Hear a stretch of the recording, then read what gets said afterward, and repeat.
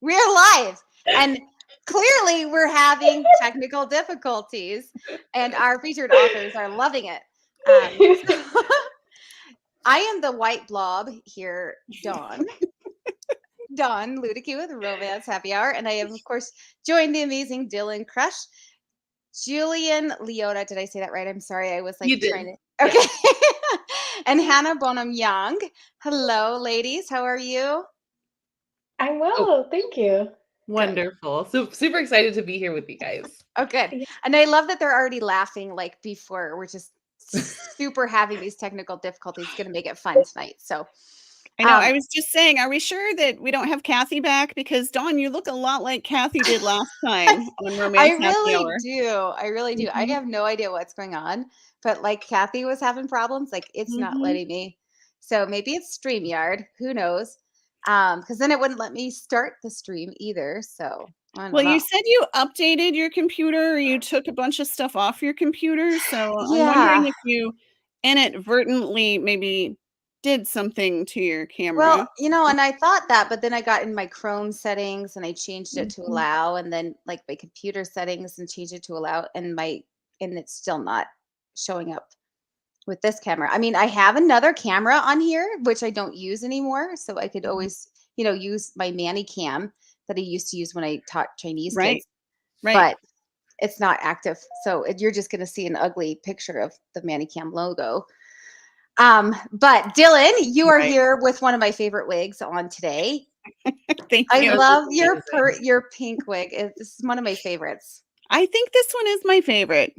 Yeah. Yeah, I was just saying before we got started, this one's like really lightweight. And so, because it's not been, it was 85 here today, which I know a lot of other places in the country are just totally, sauna like, but 85 is hot for Minnesota. And Yeah. yeah, I'm so Canadian, so that means nothing to me, but Ah. it sounds yeah, warm. I can't do that math very easily with the 32 and Yeah. Linda, I think it's high our 20s, Hannah. Yeah. our Thank our you, uh Jillian. our viewer Linda here is our resident Canadian viewer, so she'll Yeah. have to find out what part of Canada you're joining us from. Yeah. Well, Dylann, what are you working on? Oh gosh, what am I working on? So I am getting ready for a book signing next weekend, Writers on the River in Peoria, Illinois. So yeah, so I've been getting and it's been like a year since I've been to a book signing, and I feel like it's the first time again because, I haven't done it for a while. So yeah, so I'm inventorying everything and trying to get my swag done and all that kind of stuff. And Nice. I mean, I haven't even started packing. I feel like I'm busy. And then also my alter ego has a book that comes out on the 15th. So I've been Nice. getting that done. What's it called? That one is July's Ride with Juice. It's an MC Club steamy short romance under my Oh, Eve London name. So that one just got wrapped up. I was finishing up the bonus scene earlier this afternoon. nice. So yeah. And I'm super excited though, because you know how I've had Cowboy Jack that usually Yeah. travels with me. I have this life-size Cowboy Jack. He's actually like one of those cardboard cutouts. He's a Chippendales dancer. Um, and I call him Cowboy Jack. And he's starting to get like, because he bends up into, like he bends in half and then he bends in quarters. And so he's starting to get a little loose in the hips because that's his Yeah. main bending point. And so I have a new cowboy that I'm bringing with me. Can you show him on our show? Can you give us a little peek see? He just Even if came it's his today. abs, even if it's just his abs. He just came today. He's in a box downstairs, Oh, and I shoot. can't. But I'll be sure to share a picture on the Yeah. Romance Happy Hour page.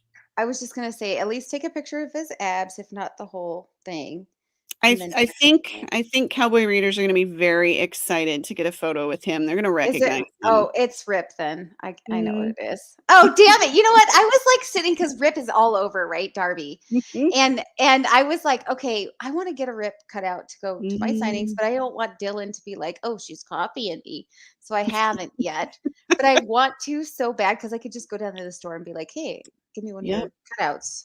But Yep. Okay, then I'm No. gonna get Kevin Costner. Oh, okay. Just kidding. They had Casey too. I could have Oh, picked Casey yeah. or Rip as the life size cutout to bring with me, but This Yeah. is the people from Yellowstone, right? Yes. Oh. I'm sorry. I'm Right? sorry. Once you said Kevin Costner, it kind of clued Yep. me in because I've Mm. only We seen one should have cut you episode. up. Sorry about that. Yeah. Yes. Yeah. Okay. Yeah, they're actively filming right now, and I just got asked to do a local signing Oh, here. fun. So yeah, they're doing a whole author event right in the middle of filming. So Well, that's that'll so be fun. cool. Hopefully the That's tourists so are cool. Dawn here. lives in Darby, Montana, which is where they film Yellowstone. So just Yeah. to catch you up. Sorry. Yes. That's Yes. fun. She was in a Very good. few of the episodes. You wouldn't I recognize Oh her my gosh. because you can't see her face right now. No. But your face wasn't on the show anyways, Well, right? It was just no, some it of wasn't. You your- have an IMDb page. I feel Yeah. like I No, need to just- go look Well, you we up. need to make I one. don't. I don't. No, I was just I was in the background, and then so like there's like in season 5 there's a dinner scene where Dawn, what's her name? I think her name's Sarah on the show. Like she's the antagonist on the last season. Whatever. She's trying to talk to who's that other brother? Like the grumpy brother. Oh, Jamie. Jamie. Yeah, she's like Mhm. talking to Jamie. Well, I'm in the table behind them, and all you can see is the back of my head and my pokey ears. So, So, yes. so my pokey ears in the back of my head. That's what you can see. But yeah, so it's a lot of fun. It's very touristy, very touristy. So hopefully, I got to order my books and maybe I'll sell a bunch. So. All right. So, other than that, Dylan, I am actually writing right now. Oh, good. I am Good. so excited about that because I'm like, it's been a while. It's been a while. Yep. It's been a while. So I have a book due in about 2 weeks. So I gave myself a week deadline. Luckily it's a short story, so I'm good. So yeah, doing that, and Good. yeah, I'm excited. And so we are here though with Jillian and Hannah.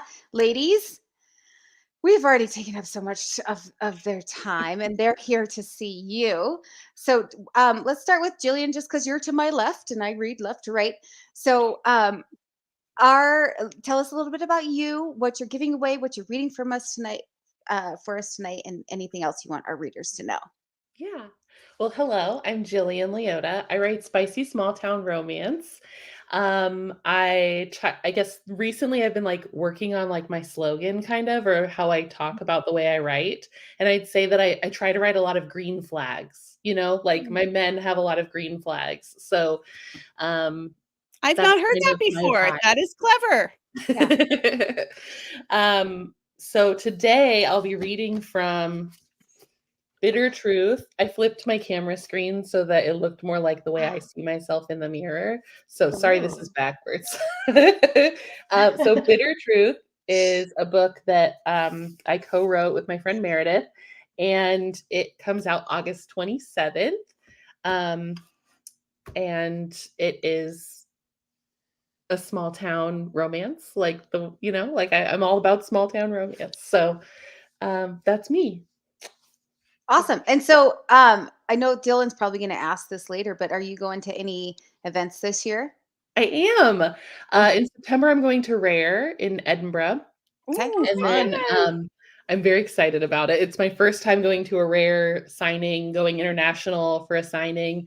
And then I also have a small, very small book fair here in the Atlanta area that is called it's at Moonlight and Magnolias, which is a writers conference. Ooh, But then for like an nice. hour or two, we do like a book fair for local people and for authors too, because we like to see Oh, each yeah. other. So that'll Yeah, be I mean, like, it is a petite little book signing, but that one will be in October. Fun. Fun. Yeah. I've So always heard really. Oh, sorry, Dawn. Go ahead. no, you go ahead. You go ahead. You go for it. I was just going to say I've always heard really good things about that conference for writers. It's really wonderful. I would say it is definitely a craft conference. Like it is very focused on like working on your skills and learning new ways to like connect your characters with readers. And everyone's so supportive. And I think that's something I like about romance in general. Obviously, but something about Georgia romance writers is just very like, I just really like the people. Like I'm on the committee for this workshop or for the conference, and so I get to like see it created along the way. And it's just a great environment to be in. Like just really kind people. That's Nice. awesome. So what I was going to say is you said Georgia, you said Atlanta, and you said you're nearby. So when Dylan was talking about 85, this is digressing clearly. When Dylan was saying 85 is hot and Hannah was saying, what does that mean? And you're just like, you have no idea. You have no idea what hot is. So are you in Georgia? Yeah. Are you in Georgia? Okay. Well, yes. So I'm in Georgia and it's been like in the 90s here. Like it's been 90s and humid and I'm going to say I've really liked it. Nice. We moved here 2 years ago from Hawaii and it was like perfect weather all the time. It was like always warm, but there was a breeze. And since we've moved to Georgia, it has just felt cold all the time to me. And so it's finally warm this summer and I'm loving it so much. I'm like, oh my gosh, bake me. Like, oh, well, you need to come to Montana. It was 97 today and it's a dry, miserable heat. No, I don't like the dry. Okay. Keep the dry away. Like I would rather sweat because I want my skin to stay moist. I can't handle the dry. Natural oils. Yeah. All right, Hannah. I mean, like, look how shiny I am. You know, you're glowing. Yeah. And Hannah, what about you? You want to tell us a little bit about yourself and everything? Yeah, for sure. Hey, my name is Hannah Bonam-Young. I am a romance author. I would say like contemporary romance. Most of my books kind of center around or feature either disabled characters or characters kind of going through real life circumstance. My little tagline, because Jillian said that, so I'm going to jump off of that, is that I say that I write earnest and approachable love stories. So like characters that feel like they could be yourself or your neighbor or a friend. I like to say that like, you know, that feeling when you like drive past people on the highway and you have that very like existential thought about how everyone has lives and they're going in an opposite direction and like they're going to work or they're coming home from work or maybe they're going to a best friend's house and you become very aware that that's what I want my books to feel like. And yeah, so I've been writing now, well, as my job for 2.5 years. Yeah, and today I'm reading from today I'm reading from Out on a Limb, which I independently published a year ago today, but came out traditionally just over a month ago. So still nice. Yay. I've been promoting this thing for a year now. But yeah. Well, it's got to be a good story then. It's standing the test of time. If you know yes. you've put it out a year ago and now you've just published it traditionally, and so yeah, that's awesome. That's awesome. I hope so. Yeah, congrats. Well, with that being said, let's hear from it. Are you reading from? You're reading from that, so let's put you up there. That is not. Dylan, I'm sorry, I muted you in the mid sentence. This is us. This time we're kind of discombobbled. I muted you. Okay. Hannah. Am I good to go? I don't see. You are. For some reason, you're not up there, Dylan. Okay. Hi. Okay, so yeah, so I'm reading from Out on a Limb. I am reading from the first chapter, but towards the end of the first chapter. So just for context, our main characters are at a Halloween party. The Halloween party is being thrown by a couple who are best friends with our protagonist, Wynn. And all night she has been complimented on her pirate's couple's costume. But she is not there with anybody. She's single, so she's very confused about that. Okay. Pardon me. A low, sardonic voice calls from behind me, making me turn. Oh, there he is. The other pirate I've been unknowingly paired with, though this one I would certainly not make walk the plank. My first thought, he's tall, really tall, as if his body was stretched out with a rolling pin before being placed into whatever magical golden boy oven he was baked in. He's got that tousled 90s boy band middle parted hair that's suddenly back in style. It's dark blonde, which I can choose to forgive.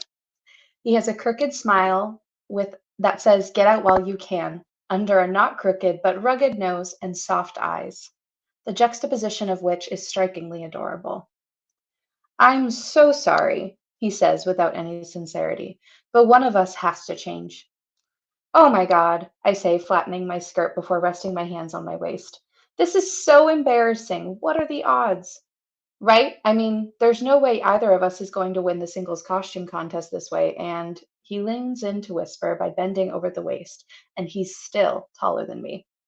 I'm not wearing anything under this. I fight the laugh, not wanting this bit to end.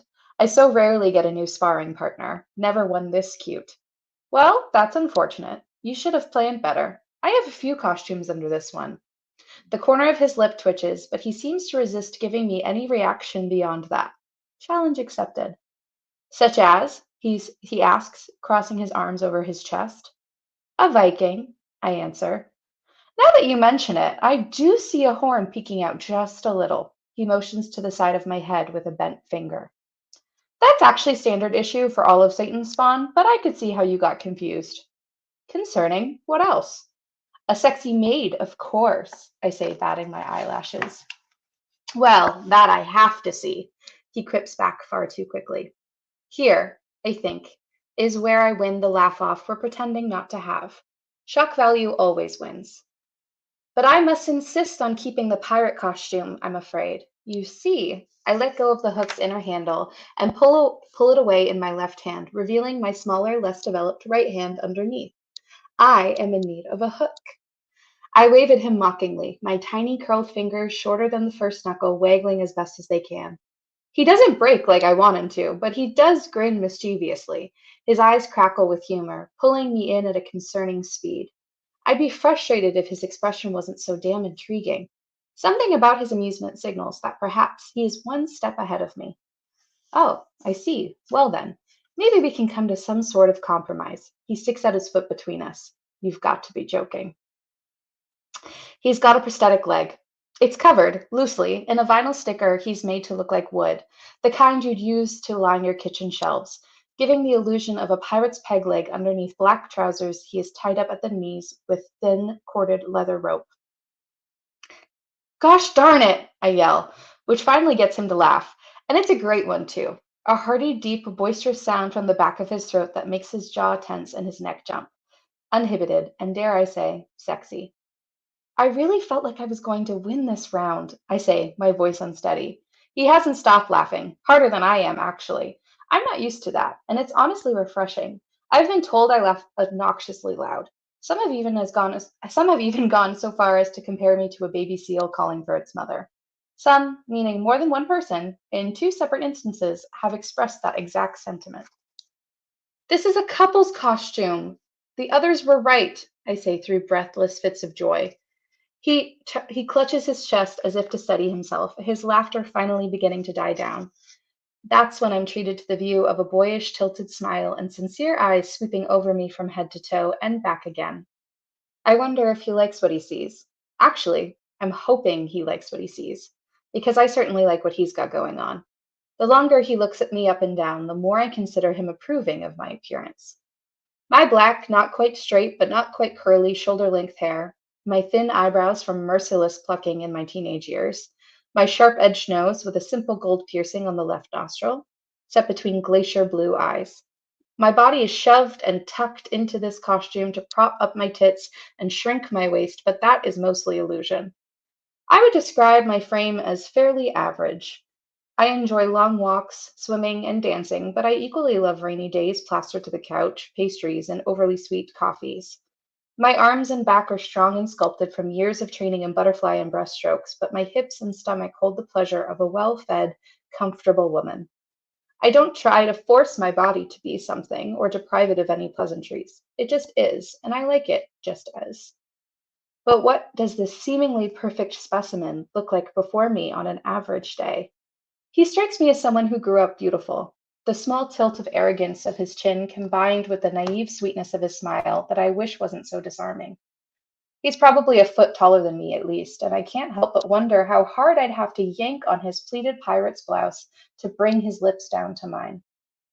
I'm Beau. He extends his left hand, which my body hears as "Would you like me to F you?" Because there's nothing more awkward than shaking with my right hand, and nothing more attractive than a man who could have anticipated that. I shake his hand enthusiastically. Win. Is that short for something? He asks, dropping his hand and sliding it into his trouser pocket. Winifred, but no one really calls me that. What about you? I make a point to emphasize the stretch of my neck, staring up at him as if he's some sort of fairy tale giant. Are you tall for something? He can't stop laughing now. I can't stop wanting to make him. What? He asks, eyes lit with enjoyment. Seriously, what are you, 9 feet tall? 6. 6 what, though? 6'5". Wildly unnecessary for daily life. Do you play basketball? Used to. His smile falters only a touch, but I notice. I notice, too, that he, perhaps subconsciously, moves to rub his knee, just above where his prosthesis begins. I wince. Sorry, I offer plainly. I was born with my hand, so I stupidly forget that other people... No worries, he interrupts, smiling with his chin pushed out. I ruined that. But this was nice before then, wasn't it? He looks away, smirking yet visibly shy, his eyes shifting and his body softly swaying. It can still be nice. I could even the score, make fun of your hand if you'd like, he offers, clearly unserious. Yes, please do. That would actually help me a lot, I say, calling his bluff. He turns to face me, staring me down with crescent eyes, an ever-growing smile that has the blood rushing to the surface of my skin. I raise a brow in challenge when he appears to be calculating his next steps, his head tilting to the side. All right. Beau holds out his palm, then crooks 2 fingers, gesturing for me to move closer. Let me see it, then. I narrow my eyes on him playfully as I present my smaller hand to him, placing it in his open palm that is about double the size of mine. I swallow on impact, the brushing of our skin shooting sparks up my veins. Whew, he whispers under his breath, turning it over with a grip on my wrist that I love. It's adorable, he says, studying it intently. Then he tuts and lets go, practically tossing my hand aside. What am I supposed to say? Right, I agree, throwing both arms up in the air. It's impossible to make fun of. It's too damn cute. It's official. I ruined the evening. The best I had was a sarcastic, nice hand finding Nemo, but that's sort of endearing, isn't it? He's an icon, I agree. I loved that little fish. He rubs the back of his neck, looking past the archway in the hallway to our left. Do you want to go sit down? I nod, leading the way to the tufted yellow 2-seater couch in Sarah's den. The walls are covered in Sarah's many books and maps of various lakes up in northern Ontario. It's a cottage-inspired room, because rich people have themed parties and rooms. And that's where I'm going to end it for now. There we go. Let's do it. All 4 of us. I'm here. Magic. It's magic. She made it. Yay. I did. Yay. Now you can see me in person. So you're like, oh, okay, that's the weirdo. So I just caught the very end. I'm sorry. I was trying to fix my technical difficulties. But it had to be amazing because I came back on and I noticed Jillian and she just looked riveted. Oh, I was just sitting here super focused the whole time. Like, I loved it so much. And when I tell you I laughed out loud at like, is that tall for something? Like, clever, so clever. Of course, now every time that I write a book with a tall person, I'm going to be like, is that tall for something? Put it in. Yeah. No, I thought that was super cute. Thanks for sharing, Hannah. That was really enjoyable. And that is the first time they meet, right? So yeah, and then they go on to have a fun night, shall we say? Mm-hmm. Fun nights are Well, the we best. did have lots of questions, lots of people saying that they love that scene, and and your pillow. I had noticed that before too. Aislinn yeah. said that she loves your camp can-do pillow. Does that show up in a book anywhere? Yeah, it's from this book. Yeah. Awesome. Okay. Yeah. So, first question we have tonight, we'll do a couple before we hear Jillian read. The first one we have is from Linda. How do you come up with the titles of your books? And we'll have Hannah answer first, just because you just finished reading.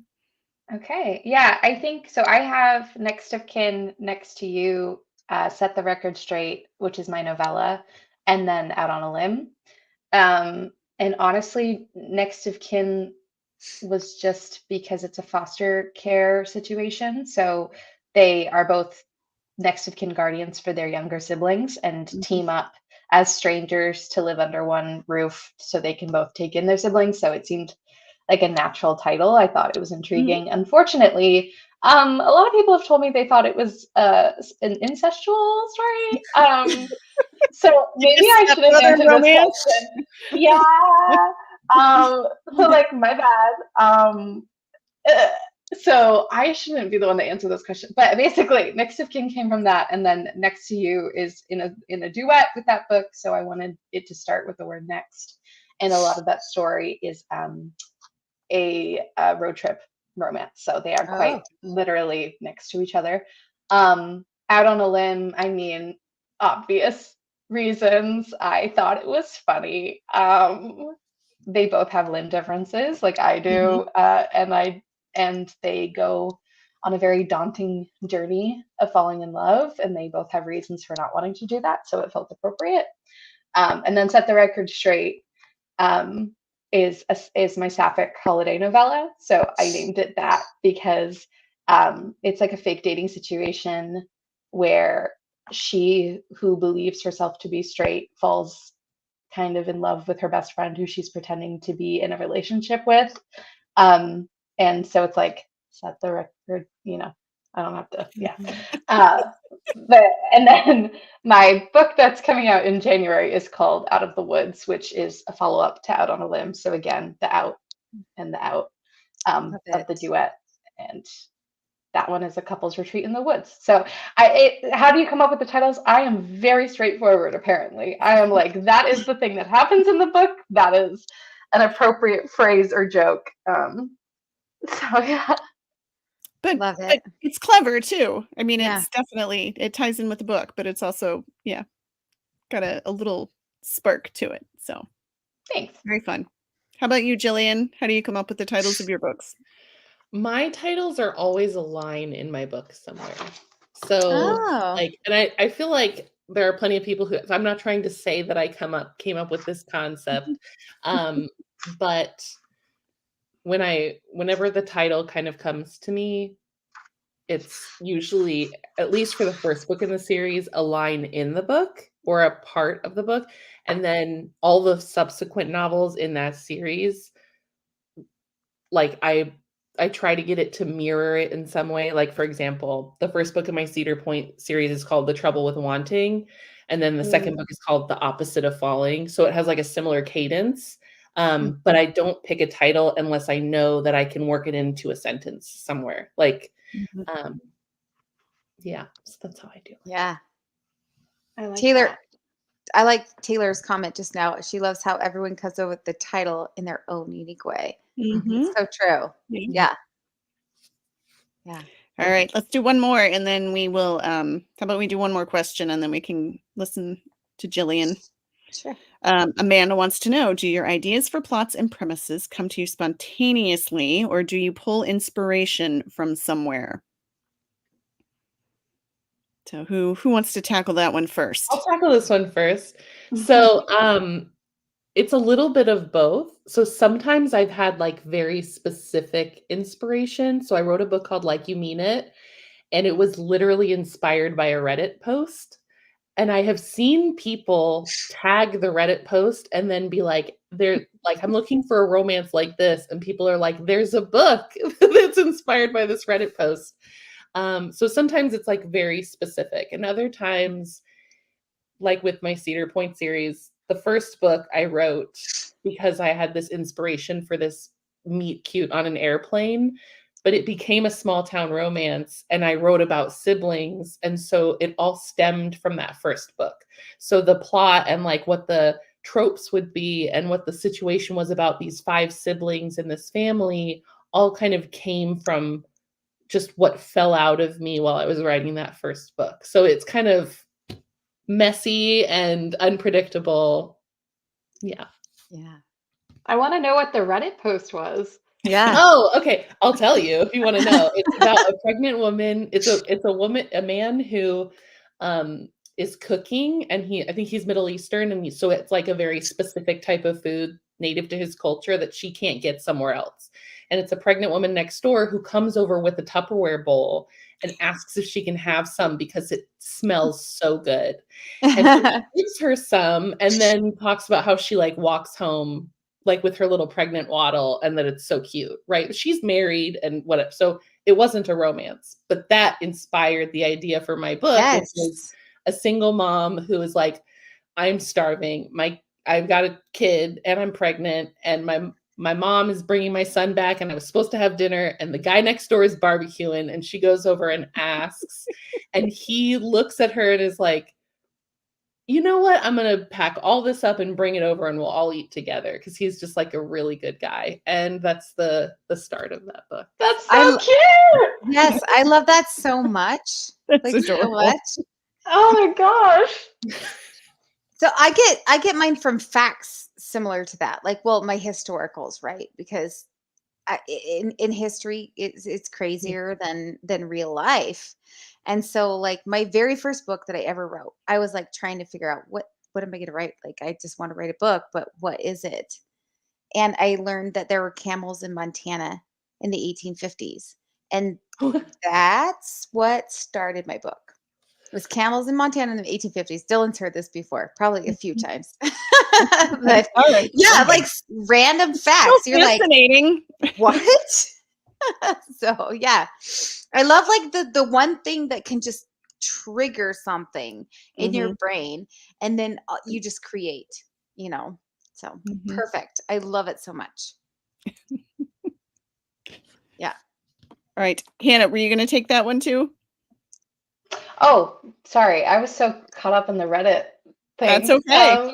I know. Yeah. I feel like I need to start poring over Reddit to find inspiration for stories now. But Yeah, no, honestly, similar answer. I think like both, sometimes it's more of like a literal inspiration, like next of kin for me came from a local radio station. It was a story about 2 grandparents who met online in a forum and decided to move in together so they could foster their grandchildren who were in care.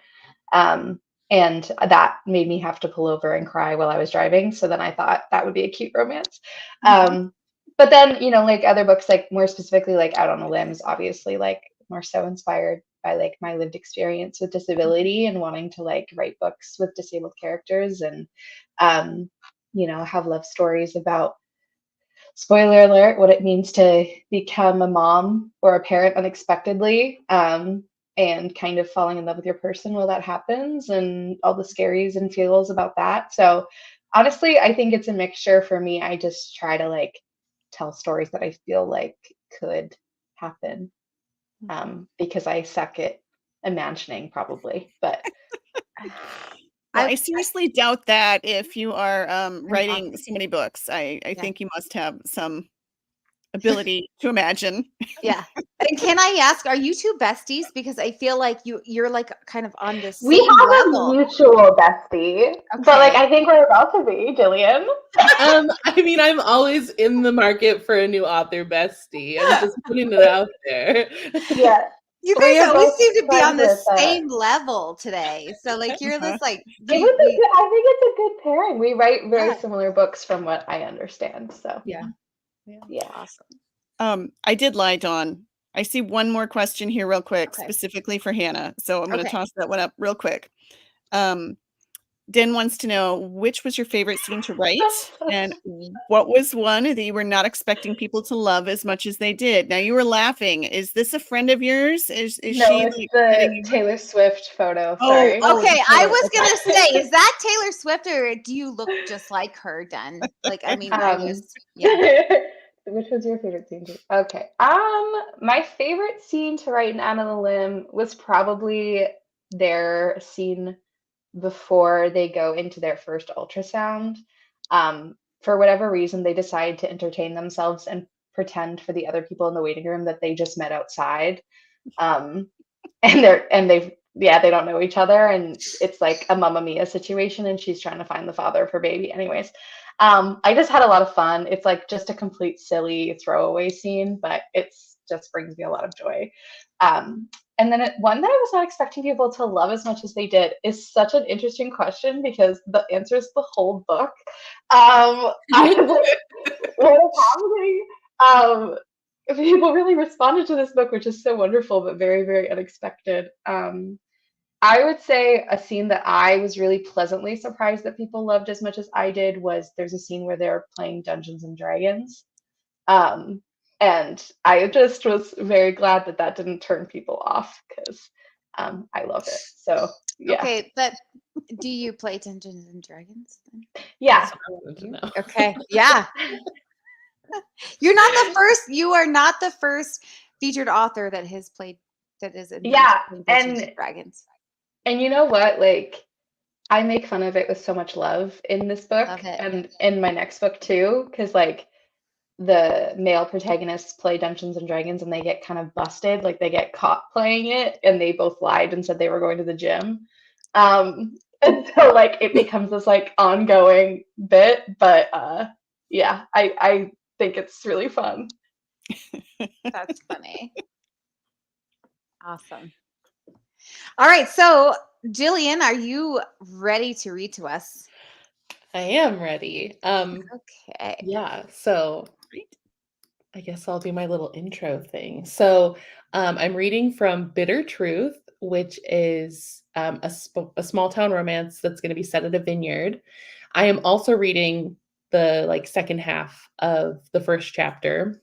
And so what has led up to this is the main character or heroine Murphy is on her way home, kind of with her tail tucked between her legs. She's moving back home after a decade away. And when she's just a couple miles from her house, in this very like dusty small town, she pops a tire and rolls into a one pump gas station. And she's like crying. And this Good Samaritan offers to help change her tire. And the Good Samaritan is the hero in the book. So that's where the scene begins.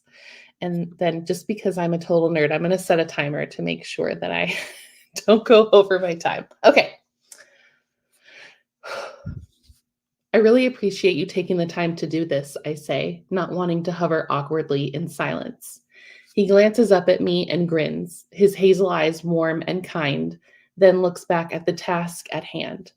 I'm happy to help. You feeling a little better now? My face flushes, and I let out a laugh that surely betrays my embarrassment. Yeah, sorry about the tears. I was feeling overwhelmed. You don't have to apologize. Life is overwhelming sometimes. He looks at me again and shrugs. I had a good cry just last week. I purse my lips, trying to hide my smile. Oh yeah? A good cry, huh? He nods. And a nice long bubble bath. Shaking my head, I can't help when my smile gets the best of me. Sounds soothing. You should really try it out, see if it helps. I tuck my hands into the pockets of my shorts and lean back against his truck. I will definitely consider that. Thank you so much for the suggestion. He chuckles and continues working for a few more minutes before hopping up and tugging the tire off and setting it to the side. This isn't a permanent solution, he says, his voice slightly strained as he shoves the spare tire in place. You'll still need a regular tire put on here, but this should be good for tonight. I nod, watching as he puts the lug nuts back on and begins tightening them. And when he finally drops my car back to the ground and gives the trunk a tap, I say the first thing on my mind. Can I buy you a beer or something as a thank you? There's a bar about a mile up the road. He looks off to the side in the direction of town and seems to consider it for a moment, but ultimately he shakes his head. Not really a bar kind of guy. I lick my lips, my ego slightly bruised. Any other night, I would have said, okay, thanked him again, and gotten on the road. But something makes me try again. Maybe I'm not ready for him to go just yet, or maybe I'm not ready to go. Either way, I want a few more minutes with my rescuer, even if it's just in this parking lot. Or maybe I could grab us some cheap wine coolers from inside. I stick my thumb towards the gas station. I don't want to ask for help again, but I'd appreciate it more than you'll ever know if you give me a reason not to go where I'm headed. He grins at me, licks his lower lip just slightly, then nods his head. You know, a cheap wine cooler actually sounds great. I beam at him. I'll be right back. Then I race inside and hurriedly pay for 2 of the little bottles that I used to sneak back in high school. All right, I've got mojito or margarita, I say as I approach where he's seated on the dropped tailgate of his truck. I'll take the mojito. Good choice. I hop up next to him, then pop the caps off our bottles with my car key. That was a neat little trick, he says, taking his drink from my hand. I smile and clink my bottle against his. Desperate times teach you some wild things. He smirks and raises his drink to his lips, mumbling, "Isn't that the truth?" We both take a sip, and I wince immediately, the flavor not at all what I remember from my youth. Oh, wow. Yeah. That's terrible. So bad. I remember it being so much better when I was in high school. Everything against the rules tastes better when you're young. We both laugh. I swing my legs and cast my gaze over to the sun that has dipped low on the horizon, enjoying the simplicity of the moment. I know once I hop off this tailgate and make the short drive down the road to the house, all the stress is going to rush back in. But for now, the peace and quiet and sitting next to this handsome man who was willing to take time out of his day to help me is exactly what I need. Thanks again for the tire save and for sitting here with me. His leg, dangling next to mine, bumps me so lightly I'm not sure if it was accidental or on purpose. I'm partial to the latter. And sorry you're covered in dirt now. I hope you don't have somewhere important to go tonight. Chuckling, he shakes his head. Nah, and I figure you did me a favor. Now I have an excuse to take another bubble bath. My lips turn up and he winks before taking another sip from his wine cooler. I watch as he does, and I can't help the way my gaze drops to his lips for one long moment, wondering what it might be like to kiss a man like him. And when he looks back at me, I see his eyes dip as well, just for a moment, for a quick, almost invisible glance, before he turns his head and stares off into the distance. My hand between us is braced against the lip of the tailgate, and a shiver of anticipation slides through me when his hand does the same, the edge of his palm grazing against mine. So what was that deal earlier? What was the deal earlier? It seems like you might have had more on your mind than just the tire. I nibble on the inside of my cheek, trying to decide how to answer. I want to keep talking to him, but the last thing I want to do is share all my dirty laundry. Ultimately, I settle on vague truths. Change is hard, especially when it feels like you're not really in control of the course of your life. I shrug and take another sip from my bottle. I think earlier was like a dam breaking, you know? The tire was just the last straw on a very large haystack. His head bobs. Yeah, I know what you mean. Even talking about it brings the emotional magnitude up to the surface, and I bat away a tear that breaks free. Hey now. His gentle voice, warm like a blanket I want to crawl into, wraps its way around me.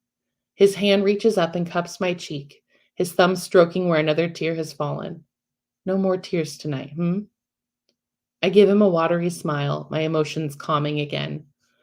You seem to be able to keep my tears at bay better than I can, I tell him. Maybe I should keep you around. His lips turn up at that. Maybe you should. The world fades away in that moment, when our faces are so close together, our thighs touching, and the evening humidity making everything feel hazy and warm. I feel a little drunk, and there's no way it's from the wine cooler that I've only taken a few sips from. No, it's this man holding my face in his hands. I'm intoxicated with everything about him, and what I do know is very little. All I know for sure is that it's been a long time since I've been this interested in a man. So I do the only thing that makes sense. I lean in and press my lips to his. He seems surprised at first, but that fades almost immediately, and the hand on my cheek slips around to the nape of my neck as his mouth opens against mine. The taste of mint and lime explodes on my tongue, along with something else even more heady that makes me groan just slightly. I shift my body so I'm facing him more, and my hands reach out, bracing against his strong chest. I love touching him, feeling the strength and warmth of his body beneath my palms. The kiss doesn't last long, and he nibbles gently on my lower lip before we eventually pull back and look at each other, each of us with smiles on our faces. That was unexpected, I say, trying to keep the smile on my face small so he doesn't see how wildly incredible I feel. I'm sure I barely succeed.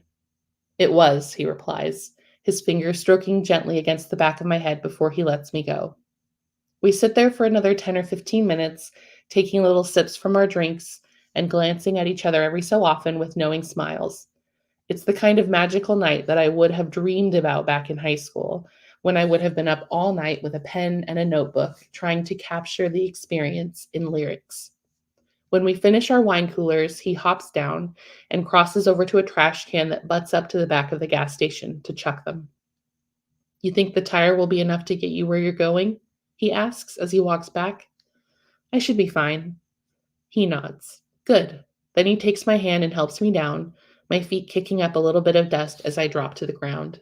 His muscles flex as he pushes the tailgate closed, and the sound of it slamming shut feels jarring against the quiet of the evening. The toe of my shoe skims over the dirt between us, and I wonder if I should ask for his number, or if he'll ask for mine. He watches me for a long moment, and my heart throbs rapidly in my chest, the anticipation of what he might say growing until it's a living thing inside of me. As friendly as he seems to be, he's also very hard to read. You know, in another life, I would be asking you for your number right now, he says. But things in my life are... My heart falls. You don't have to explain, I tell him with a thin smile, not wanting to hear another rejection. My life is messy right now, too, so I trail off, not knowing what else to say. So I wouldn't give you my number anyway? So we're better off leaving things like this? Neither of those are really true, so it doesn't even warrant saying them. Thanks again. I take a step back in the direction of my car. His eyes skim over my face, and I can't help but imagine that he's trying to commit me to memory so he can remember me later. Doubtful, though. Instead, he's probably trying to figure out how to say goodbye and get on the road without having to talk to me anymore. Oh, how quickly all my warm and fuzzy feelings have begun to fade. All right, well, have a safe drive. I nod, and we both turn to get into our respective vehicles. I glance at my phone briefly, seeing a missed call and a text from my brother. Memphis. Let me know when you're 10 minutes out. I'll come help with your stuff. I take a deep breath and send off a quick response, letting him know I'm just a few minutes away, then drop my phone in the cup holder and glance to my left. My good Samaritan is already gone, and I can see his taillights in my rear view as he pulls out onto the highway. Part of me is glad he took off so fast. As fun as it was to give my mind a chance to create a reality where something more might have happened, I'm not in the market for that kind of distraction. I have too much on my mind as I prepare to face my family for the first time in nearly a decade. They always disapproved of me leaving town in the first place, and I know they will have plenty to say now that I'm back. That's it. Amazing. Oh my gosh, so cute. I love small town so much. I live in one. I'm a small town girl myself. Um, your reading just now just reminded me so much of that Billy Carrington song "Good Directions," only with alcohol and like and like cars that don't want to work. I love it so much.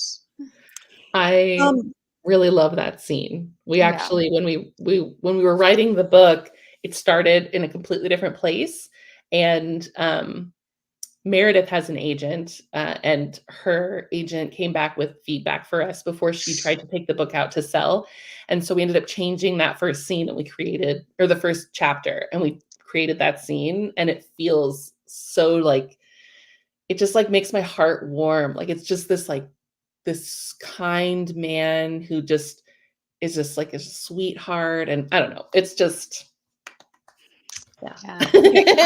Sorry, I didn't mean to clap for myself. No, I'll keep doing it. It's so good. I'm going to speak for all the other people in the comments, though, that are just kind of like, what? Yeah. Yeah. He Oh doesn't my ask gosh, for your I number? didn't even realize I had access hitting to out the his comments phone on number. here. You do? Yeah, like I can see them, and I sweet. didn't realize that. And so now I Oh. can see this. It says, Jillian, I'm unwell. How am I supposed to give a Yes! statement without knowing what happens next?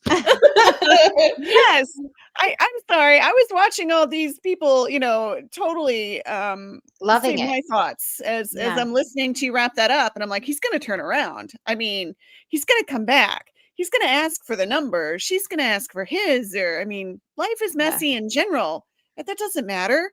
And then you just stopped. Yeah, the thing That is is not that okay. if I made myself stop at like 10 minutes and 15 seconds, and really like I had planned to read. There's still a little bit more to the end of the chapter, but I was like, you know what? I feel like this is a good place to kind of cut things. Oh yeah, so our viewers are going to be a little angry with you, but it's okay. It's okay. Mhm. Come back.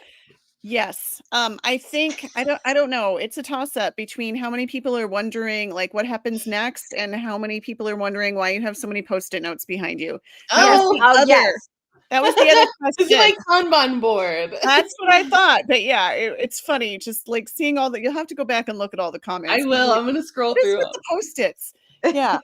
What's going on with all those post-its? Why does she have so many post-its? So yeah, I thought that was so funny. That was funny. I was noticing that too, Dylan. I was like, oh, the post-it notes. Yeah. Yeah. We're all curious. We're all curious. Yes. Amanda wondered if they were ideas. It's like I would love to think that those are all ideas for future books, right? Wouldn't that be These are all awesome?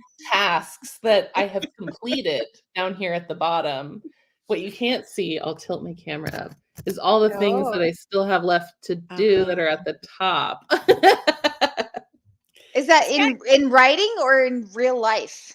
This is my office. This is all like writing stuff. So Okay, it's everything okay. related to writing my books, doing marketing, admin. Yeah.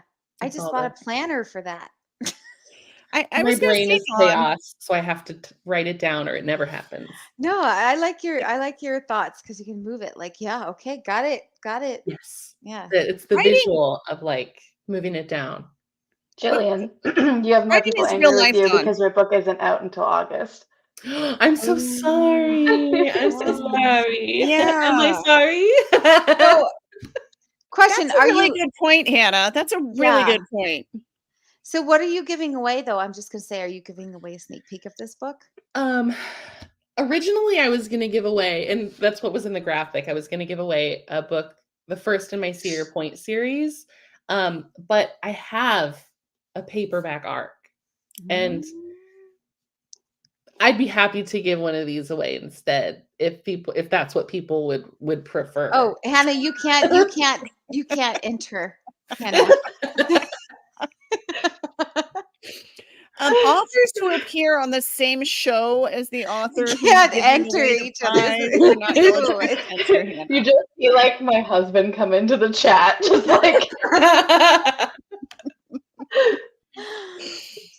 Oh my That's gosh. funny. Can we just show Courtney's? I'm sorry, I have to show Courtney's. Yes, Queen. Okay. I'll officially, this will officially be what I give away then. It'll be signed. right. It won't be signed by Meredith, but it'll be signed by me. Okay. Perfect. All right. We do have a couple questions, and I know that as always, we are running Close. short on time. Yeah. So I told you guys this would go by fast, didn't I? Yeah. All right. Linda had another one. What books helped you the most when you were writing your first book? And I'm assuming she means like craft books or something like that, as opposed to, like a fiction book. I'm looking at so I have all my craft books are right over here. Honestly, I feel like the book that helped me the most was not a craft book. It was a handful of romance books that I read looking at pacing. I was looking at the beats of how the storylines worked, because this is not a critique. Obviously, I love romance, but there's some predictability in the cadence of how romance works. It tends to be pretty consistent. And I think readers tend to like that. And so I was kind of looking at, you know, when do they meet in the story, and when do they get together, and when do they kiss first, and when is there conflict, and just stuff like that. So but I have heard amazing things about romancing the beat. Yeah, I love that. So I just wanted to comment on that one, because it's essentially what I was just talking about. And it talks to you about the pacing and the beats of romance. That was going to be my answer. Oh, sorry. I was like, that one. No, it's easy. Now we're time, I'm just saying, you guys have to be besties after this show. No, like I've decided that we are. I'm so sorry, Jillian. Oh, I love this question. All right. Lisa wants to know, do you write in chronological order or write scenes out of order? Like if you get an idea for a book, do you immediately write out the scene that sparked the idea? One of my really good friends, Becca Mack, calls me chronically chronological because I cannot write out of order. And I even if I have an idea for a scene that's later down the line, I will put it in its like own doc, like Google Doc, and I'll label it like scene for the future. Like I refuse to put it in the like sacred chronological doc. So yeah, there's usually scenes that spark the idea, but usually for me that is the first chapter. So yeah. How about you, Jillian? Do you write out of order? I also write chronologically. I cannot write out of order because I feel like every element of conversation and interaction impacts what comes next. So like I even like only in my very early books did I do flashbacks. Like I don't even do hopping out of order for the sake of this, like I don't even do that anymore. Like it has to be in real time in order for me to write it. Yeah. So that's kind of spurs me to ask a follow-up question. Are both of you plotters or pantsers? Yeah. See, that was going to be my guess, because I think, and I'm a pantser too, who really desperately for a really long time tried to be more of a plotter. But I think when you just said like every scene impacts what's coming, it's like, because you don't know what's going to happen, do you? No. I mean, you kind of do to some extent. The characters decide. The characters do decide. I just Yeah. talked with someone on Threads the other day where they were like, what's your best piece of advice? And I was like, when you have writer's block, go back and figure out where you went wrong. Because usually it's your character, you forced your characters to do something that was outside of their nature. And that's what's messing things up, at least for me. And it's like the characters have to figure out where the story is going. And if I don't allow them to grow over that time, then it'll never get, like, I can't decide. I don't get to pick. Yeah, I wish I got to decide. I think a lot of people who aren't authors don't understand that. I mean, like my husband, because he'll say, how did things go today? And I'll say, oh my gosh, like, so-and-so just wouldn't cooperate and I couldn't get him to do anything. And he's like, but you made him up. Yes. My husband said that too. It's like, but kind of, I mean, you influence what they do, right? But it's like, once you kind of like give them a voice and let them start talking to you, it's like they kind of take over. Dawn and Dylan, are you guys both pantsers? Yeah. Yes, it's a pantser party. We try.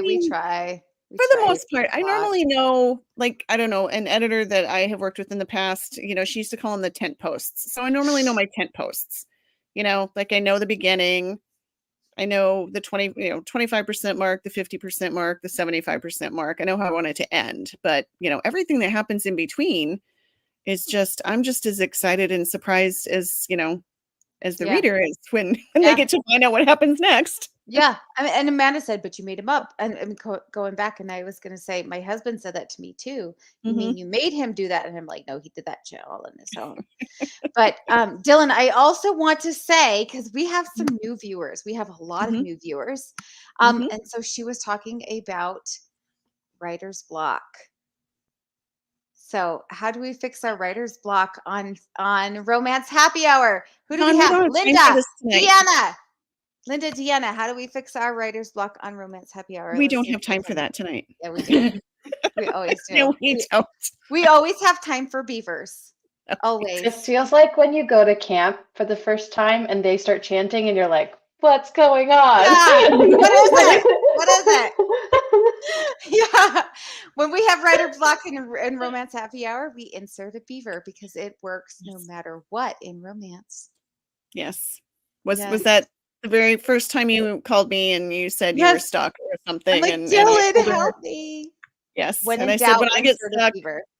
I put a beaver in my book, and because it was just this joke, and she did, and it worked, and so It works yeah. every time. Like, try it. Like, I dare you guys. I challenge you. See, sometimes I challenge too. And I haven't challenged in a while. So I challenge you to insert a beaver next time you've got a writer's block and see if that helps. Well, and Dawn, I mean, I think you need to explain. Your first beaver was like a stuffed beaver that they saw. No. in a I was museum writing in a England, logging wasn't it? book. No, that was my Oh, the second one. logging book was first. You're right. I was There writing a was logging book. So it was actually was a- beaver swimming by in the river. There was a beaver dam or something. That's Yeah. right. Yep. Yeah. And it worked. So. It worked. Yeah, you'd be amazed at how many beavers end up in my books in Yeah. various forms. And Mine yes, too. we know about the beavers. So I'm like in like the first chapter still, and I kind of got writer's block on this one, which Jillian said that the characters aren't really you're trying to force them. It's probably true. But I was because yesterday, actually, I was like, okay, I have to insert a beaver, but it's too soon. Everybody's gonna know she doesn't like this book. She doesn't know this book. So that's where I'm at with this book. Yeah. all right. I don't know how many more questions we have. I haven't scrolled all the way down, but I'm gonna We're toss this over. one up there. I know I'm gonna toss this one up there, and then I'm gonna scroll down real quick, and I'll see if we have one more that we can fit in. But Stacy wants to know, what's a scene you absolutely love to write? Like meet cute, first kiss, emotional declaration. What's your favorite, or what is one scene that you get super excited about writing? Jillian, do you want to? I don't want to go first again. I feel like I've talked a lot. I always feel like that. I feel like I love the scene. I just like writing the first sex scene. Let's be honest. I'm just gonna be real about that one. That's my favorite. I always feel like the most visceral, and it's always like the most dirty, and I don't know. Like some people are very, if I have to write a sex scene, I like write, and then I write insert sex scene, and then I keep going, and I'm like, man, that's my reward. That sex scene, I got my playlist, I am ready to go, and my hands move so fast. So sorry, I know this was supposed to say PG, but that's PG. That's PG. Yeah. I mean also that very much. I think, though, I'm trying to think. I think probably I prefer most of my books have like one to three. Well, not one, 2 to 3 sex scenes. But I feel like I like writing the last one the most because usually that's like post overcoming what they had to overcome. But I think for me, I'm a sucker for an epilogue, like not only for that feeling of relief as a writer, but also just like I love getting to see things thread through the novel. I love a callback moment. A lot of my books like begin in a mirror image to how they will end, and so I love that kind of bookend feeling. So I think it's just the most satisfying as a reader and a writer to like get to give them their happily ever after. And isn't it so much fun when you realize subconsciously that you did yourself a favor, like as fellow pantsers, you know, like you didn't even know when you were starting the book that you set it up to have that callback scene? I mean, or I don't know. I think maybe sometimes I just get lucky. I think I usually like, I think what you were saying about tent posts, was it? I think it's similar to that for me. Like I I wouldn't say I'm a plotter or a pantser necessarily. Like, I know the story and it feels more like I'm transcribing it, and sometimes the story changes, but I don't like plot it out and I don't really write it down. It's like kind of playing in my head, I guess would be a better way of describing it. So like I know throughout, like, oh, like this is a theme, this is something I'm going to call back to, like this is a sore spot, or this was a cute moment or whatever. But yeah. All right, I've got All one right. more. Okay. Oh, well, do we have time, or we can go back and I mean, we're over time. I mean, what's time now relevant? It's not Well, relevant at this I point. thought this would be a good way to wrap things up. Okay. Okay. Aislinn wants to know what's your best advice for aspiring writers, because we do get a lot of newbie authors who, you know, or people who are wanting to get into writing that do watch the show. So what would you say? Jillian, let's have you go first. See, I'm going to make it put me on super the fast. spot. Let's go. I would say if you read a lot of the genre that you are planning to write in. So if you're planning to write romance, make sure you're reading romance. And my assumption is that romance writers read romance. But apart from that, it would be finish the first book. Like so many times we get plot like squirrels, and it's like, oh my gosh, like I started this and I got like 6 chapters in, and then I got this other idea, and so that one's more exciting, so I'm going to go on to that one. The process of finishing a book from start to finish, once you have seen the book come to completion, it feels so much more doable to write all the other books you're going to write, because you know you can do it. So just push through and finish that first book, even if it's terrible. Like, even if you're really struggling, even if you're like, there's so many things about this I want to change, you can, but push to finish, because it will, like, there is nothing like the feeling of finishing that first draft. I literally submitted my completely finished manuscript to my editor on Monday night. I just sent it off for the last book in my Cedar Point series, and the like I like collapsed. Like I went downstairs and I just collapsed on the couch. It's like the most relieving, most amazing feeling. So just finish. You can do it. I believe in you. Wow. See, that was super inspiring. It was. And Dylan, I think we need to have them back, because I mean, so many more questions are popping up, and I've got all these questions. I actually have some written down that I didn't even have to. We don't have time for that, Dawn. We don't have time for me. We need Hannah's answer to what's your best advice for aspiring writers. Then we need to wrap up. Yeah. I think my advice would be, if you feel like you are trying to like write a story that doesn't exist and that's scaring you, that's actually a really good sign. I think for me, when I was starting out, I felt a lot of pressure to kind of conform to like what was popular, because I was trying to find it as like my job as quickly as possible. You know, just like a classy way of saying like I was trying to make money. But like I was worried about kind of going outside of the norm or writing something with like representation or something, you know. But I think that actually people really love authenticity, and readers really like do gravitate to that. And so I think like don't be afraid if you feel like it's too niche or too specific or too you know, sensitive in nature. Like don't be afraid, like you'll find your audience, would be something that I wish I would have been told. So that's, I don't know, it's very specific probably, and it's not as hoorah as but I believe in you too. Because you're telling people to stay true to your voice, and it's so hard to do. That's so hard to do when you feel like all the pressure of what you think it should be. So that's amazing. And I think like that's like a good way of wording it too. Like find your voice in a way where also like if you feel like, oh, is that joke gonna land? Like yes, have beta readers, have alpha readers, have people in your community and your peers peer review it, but also like if it's like niche enough that it's like a certain audience, like that audience will find you. Like I think if you're lucky. So Yeah, that'd be nice. Is it okay if I answer the one question I saw about Out of the Woods really quick? Yeah. Sure. Yes. Okay. I just feel bad because I saw like a couple of times. But yeah, so it said any teasers for Out of the Woods. And someone else asked, I think, something about Bo and Win being in Out of the Woods. So yes, Bo and Win are going to be in Out of the Woods a fair bit.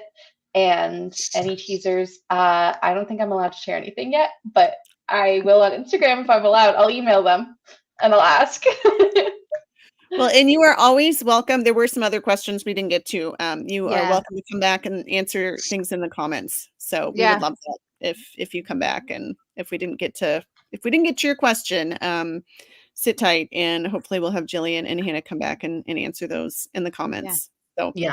So if you have a question that you'd like answered, Post it. Like, we'll go back in and I'll go type the answers. For sure. I did want to just give a shout out to Stacy Leah. I think that's how you say your name. Sorry, Stacy Leah. Because I was loving her comments. She's definitely a hoe for a good epilogue. But that being said, we are way past time. I think we've only gotten this far maybe like a handful of times past time. Everybody loves you guys, and so do we. Thank you so much for joining us tonight. Thank you so much. yeah, this was a lot of fun. Thank you. It was. This was great. So real quick before we leave, what are you giving away? How do they enter? And it's on our Facebook post too. But yes. I know I'm giving away Out on a Limb. I don't know how people win it. Sorry. I'll go look it up for you real quick, Hannah. Okay, Yes, sorry. I think it's a newsletter. I honestly think it's a newsletter. Okay. Follow. Okay, that sounds right. Yeah, we'll just say that. Yes. To enter Hannah's giveaway, join her newsletter, and to enter Jillian's giveaway, join her newsletter. So it's both sign up for your newsletter. Yep. And we've got Jillian is giving away, it said, a paperback copy of The Trouble with Wanting, but it sounds like she would be open to swapping that out. Oh. Yeah. Oh, are you on that side? And I'm so glad we made some authors find some new besties today, Dylan. Like this was I feel like my life has been changed. So I really thought you guys knew each other. I did too. I was like, oh, they're on sync. They're in sync, like together. Yeah. On sync. Yeah. On sync and sync. I've had 3 White Claws in 1 hour, Dylan. Backstreet Boys. I'm feeling it. All right. Well, I'll wrap us up then. Thank you both for joining us. We loved having you. For everyone who is watching now or happens to listen to the podcast or catch this on a replay, we will leave the giveaway open through Sunday night. So you have a chance to still get in there and get entered to win a signed paperback from both of these ladies. And Dawn, we will be back on the second Thursday of, July. The fourth Thursday. It is the second Thursday. See, now I'm the second episode. Yes, we will be back on the fourth Thursday of July. We broadcast on the second and fourth Thursday of every month. So we hope that you will come back and join us then. And just thanks, Jillian and Hannah. It's been a blast. Really loved hearing your stories and loved meeting you. So Sorry for talking so much. No. Oh my God, Jillian. No. Yes, please. You did great. You both did. So did you. Okay, you both did fantastic. Yeah, we really enjoyed it. Yeah, so everybody else, we will see you in a couple weeks. 2 weeks. Yeah. 2 weeks. All right. Thank you, Dawn and Dylan. It was so great meeting you both. Absolutely. Great meeting you too. Thank you. All right. Bye. Bye, everybody. Bye. Thank you.